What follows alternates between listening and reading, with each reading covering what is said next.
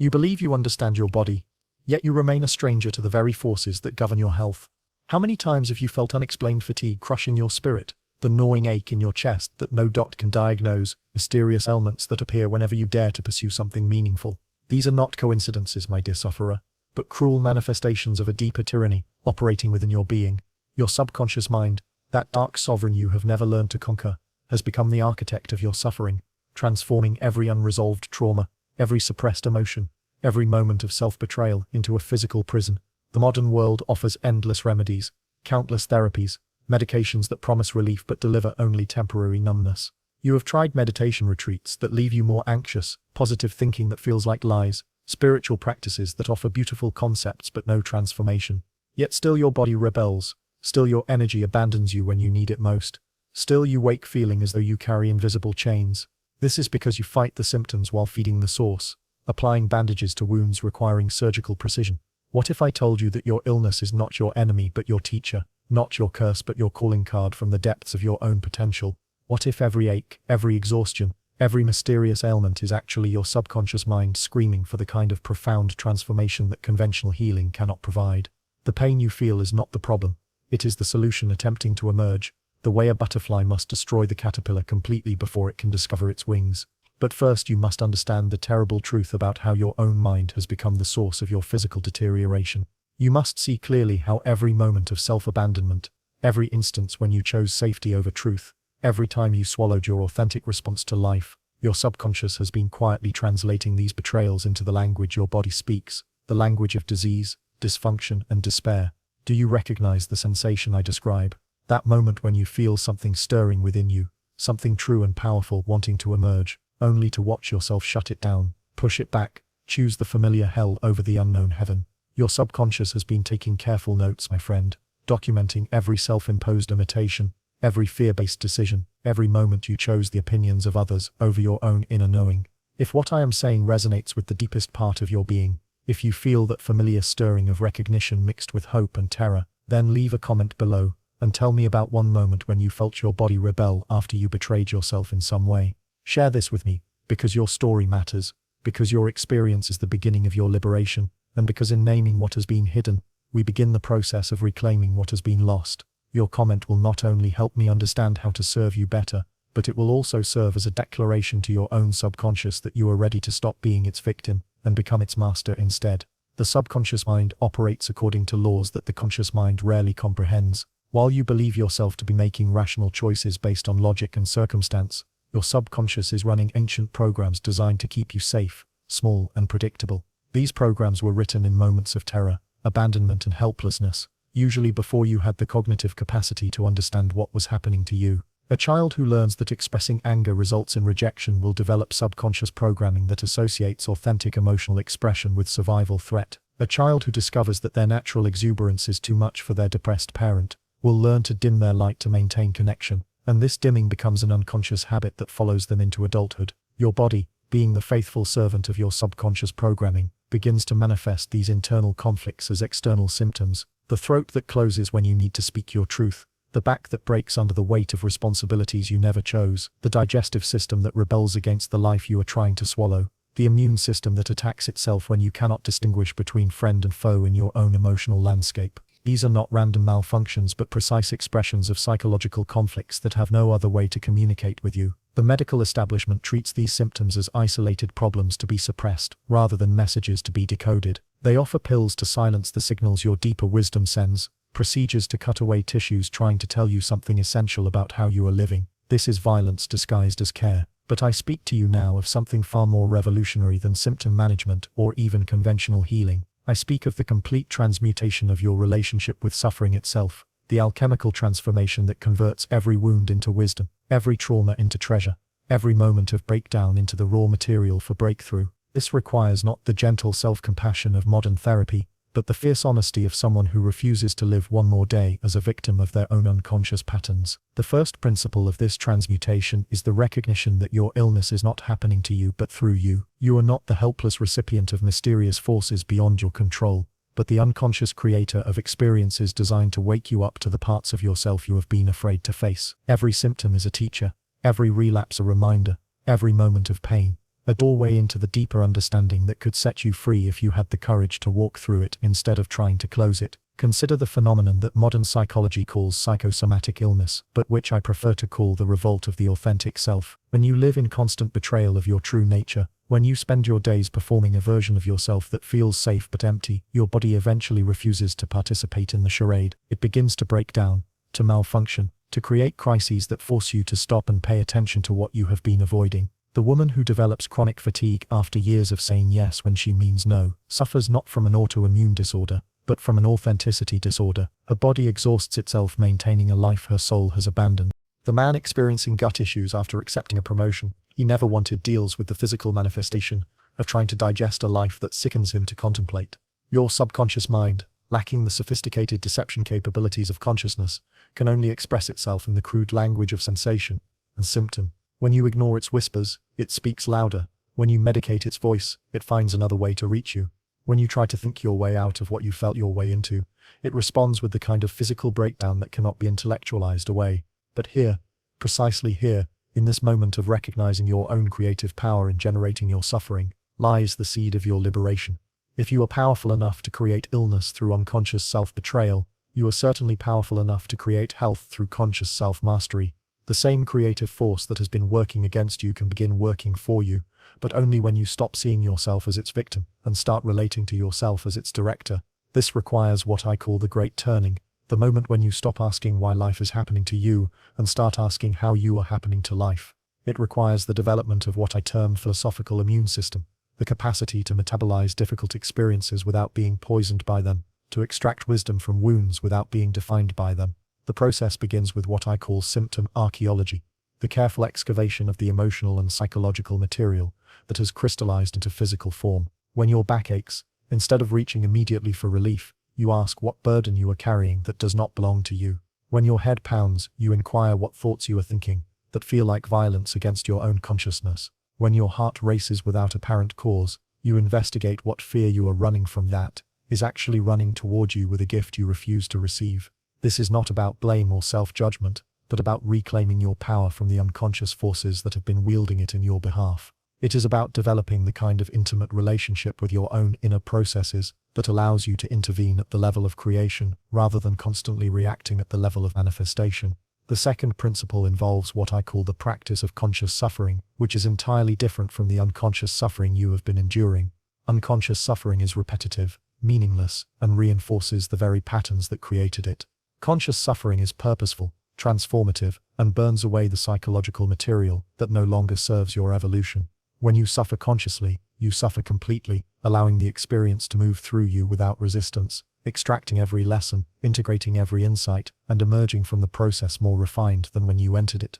Most people, when they encounter pain, immediately begin the search for escape, for relief, for someone or something to make it stop. This is natural but counterproductive because it keeps you locked in the victim position, forever dependent on external sources of salvation. Conscious suffering means staying present with discomfort long enough to understand what it is trying to teach you, remaining curious about pain instead of just wanting it to end, and recognizing that the very act of full engagement with difficulty is what transforms it from an enemy into an ally.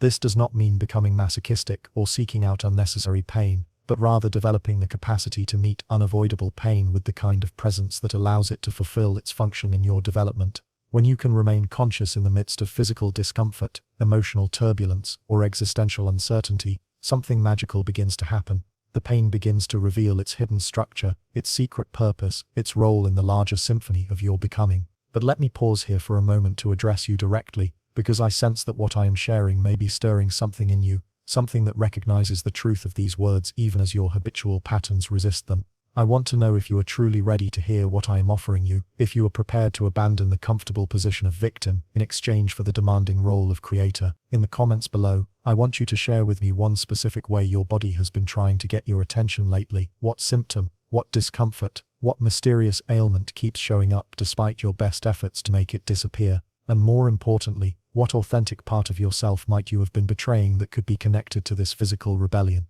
This is not about medical diagnosis, but about beginning to develop the kind of intimate dialogue with your own body that could change everything for you. Comment using this format. I notice my body rebels through specific symptom, and I suspect this might be connected to how I have been specific self-betrayal behavior. Your willingness to share this will not only help me understand how to serve you better in future content, but it will also mark the beginning of a new relationship between your conscious mind and the deeper intelligence that has been trying to guide you all along. Plus, by sharing your experience, you give others permission to recognize their own patterns and begin their own journey toward freedom. Now let me continue with the deeper mechanics of how your subconscious transforms emotional wounds into physical disease, because understanding this process is essential for reversing it. The subconscious mind operates through emotional archaeology, constantly layering new experiences over old ones, creating complex formations of memory, trauma, and unresolved energy that pressure your physical system beyond its capacity to compensate. Every unprocessed painful experience finds a place to live within your body, usually in the organ corresponding to the nature of the original wound.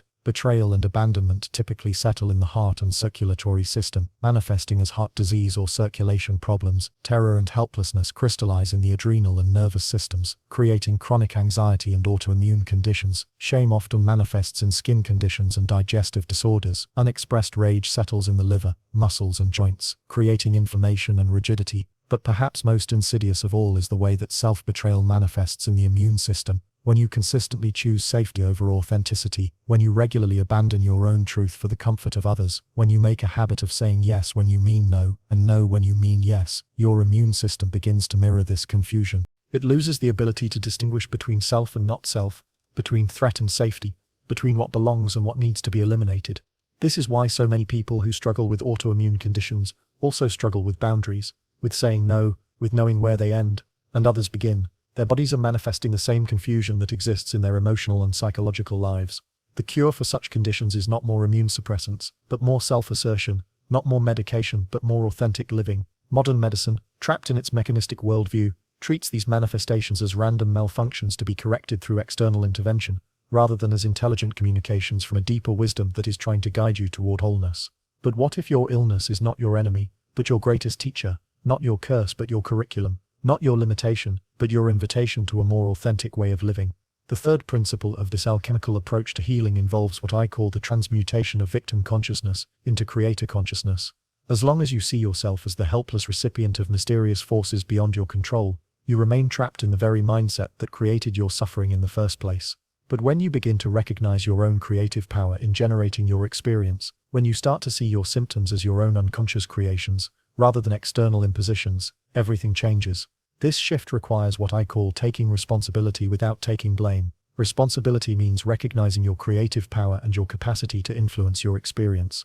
Blame means judging yourself harshly for having created something you did not consciously choose. The difference between these two positions is the difference between empowerment and self-torture. When you take responsibility for your role in creating your illness, you automatically access your power to create your healing. When you blame yourself for being sick, you simply add another layer of toxicity to an already overburdened system. The goal is not to make yourself wrong for being human, but to reclaim the creative authority that is your birthright as a conscious being. This process involves developing what I call diagnostic intuition, the ability to sense the emotional and psychological roots of physical symptoms before they require medical intervention. It means learning to read your body like a book written in a language you are just beginning to understand, interpreting its signals as communications from your deeper self rather than random attacks to be defended against. For example, when you feel that familiar tightness in your throat that comes before you have to speak in public, instead of immediately reaching for anxiety medication, you might ask, what am I afraid to say? What truth am I swallowing that wants to be expressed? What voice within me feels dangerous or forbidden? The physical sensation becomes a doorway into psychological material that once processed, no longer needs to manifest as physical restriction. When your lower back seizes up just as you are about to take on another project you do not really want, instead of scheduling another massage, you might inquire, what burden am I carrying that does not belong to me? What responsibility am I accepting that violates my authentic desires? How am I betraying my own boundaries in the name of being helpful or responsible? The fourth principle involves what I call the practice of embodied authenticity, which means learning to live from your truth not just mentally or emotionally, but physically, allowing your body to become the expression of your authentic self rather than the prison of your false personalities. This requires developing the capacity to feel what is true in your body before your mind has a chance to edit or justify or explain it away. Your body knows things your mind cannot comprehend. It knows when someone is lying before they finish their sentence. It knows when an opportunity is wrong for you before you can articulate why. It knows when you are betraying yourself in the very moment the betrayal occurs. But you have been trained to override these signals,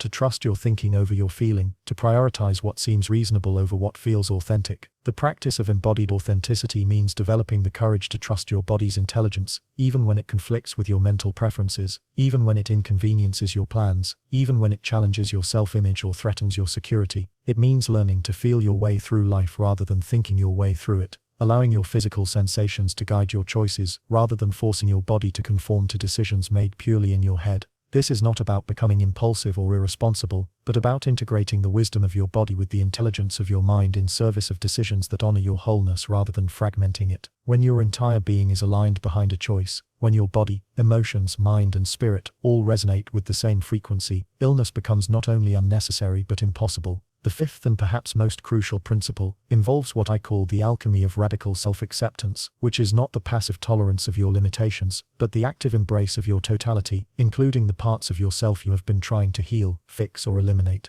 This is where most healing approaches fail because they are based on the assumption that something about you is wrong and needs to be corrected rather than something about you is hidden and needs to be revealed. Your symptoms are not mistakes to be corrected but messengers to be welcomed, not enemies to be defeated, but allies to be understood. The very aspects of your experience that you judge most harshly often contain the keys to your liberation. The anger you are afraid to feel might contain the power you need to set healthy boundaries. The sadness you keep trying to escape might hold the tenderness that could revolutionize your relationships. The fear you medicate away might be protecting something so precious that its loss would be devastating. Radical self-acceptance means developing the capacity to love yourself not despite your symptoms, but because of them, recognizing them as evidence of your sensitivity, your depth, your refusal to settle for a life that violates your authentic nature. It means understanding that your body is not broken but brilliant, not defective but discriminating, not sick but supremely intelligent in its responses to a world that often demands the sacrifice of your truth for the comfort of others. This acceptance is not resignation but revolution, not giving up but giving in to the deeper intelligence that has been trying to guide you all along. When you stop fighting your symptoms and start dialoguing with them, when you stop trying to eliminate them and start trying to understand them, they often begin to transform on their own, having fulfilled their function as teachers in your curriculum of awakening. The sixth principle involves what I call the creation of new neurological pathways through conscious choice-making that honors your authentic nature rather than reinforcing your conditioned patterns. Every time you make a choice that feels true in your body, you strengthen the neural networks that support authentic living. Every time you choose comfort over growth, safety over truth, approval over integrity, you reinforce the patterns that eventually manifest as illness. Your nervous system constantly adapts to support the life you are actually living. If you live in chronic self-betrayal, your nervous system adapts to support that pattern, but it can also adapt to support authentic living and conscious choice-making. Every moment offers you the opportunity to choose differently, to respond from truth rather than react from conditioning. This neurological rewiring happens through making different choices, particularly when your old patterns feel most compelling. When you pause before automatically saying yes, when you mean no, you create new neural pathways supporting authentic communication. These moments of conscious choice-making strengthen your capacity to live from truth rather than fear. The seventh and final principle involves what I call the establishment of sovereignty over your own consciousness, which means recognizing that you have the power to choose your responses to life, regardless of what life presents to you. This is perhaps the most radical concept I can offer, because it suggests that your freedom does not depend on changing your circumstances, but on changing your relationship to your circumstances. Most people believe that healing means making their problems go away, eliminating their symptoms, returning to some previous state of comfort or normalcy. But true healing means developing the capacity to remain centered, conscious, and creative, regardless of what is happening in your body or your life. It means discovering that your well-being is not dependent on the absence of difficulty, but on your ability to meet difficulty with the kind of presence that transforms it. This sovereignty is not about becoming invulnerable or eliminating all discomfort from your life, but about developing an unshakable relationship with your own inner authority that cannot be compromised by external circumstances or internal turbulence. When you know who you are at the deepest level, when you have established contact with the part of yourself that remains constant regardless of what passes through your awareness, illness becomes just another weather pattern in the vast sky of your consciousness. This does not mean that symptoms become irrelevant, or that physical pain stops hurting, but that you stop defining yourself by your limitations, and start identifying with your limitless capacity to respond consciously to whatever arises. You become someone who has symptoms rather than someone who is sick, someone who experiences pain rather than someone who is defined by pain. The practical application of these principles requires what I call the daily practice of conscious living, which involves moment-by-moment choices to honor your authentic nature, rather than betraying it for the comfort or approval of others. It means developing the sensitivity to feel when you are about to abandon yourself, and the courage to choose differently. It means learning to trust your body's signals as communications from your deeper wisdom, rather than problems to be solved or silenced. This practice is not about perfection, but about direction. Not about never making unconscious choices, but about catching yourself more quickly when you do and course-correcting with compassion, rather than self-judgment. It is about developing the kind of intimate relationship with your own inner processes that allows you to intervene at the level of creation, rather than constantly reacting at the level of manifestation. The transformation I describe is available to anyone willing to undertake the rigorous honesty it requires, but not for those who prefer the comfort of victimhood to the responsibility of creatorship. It demands abandoning the luxury of blaming others for your suffering, and accepting the terrifying freedom of recognizing your power to shape your experience. For those brave enough to embark on this journey, the rewards surpass anything conventional healing can offer. You discover not just the absence of illness, but the presence of vitality that comes from living in complete integrity with your deepest nature.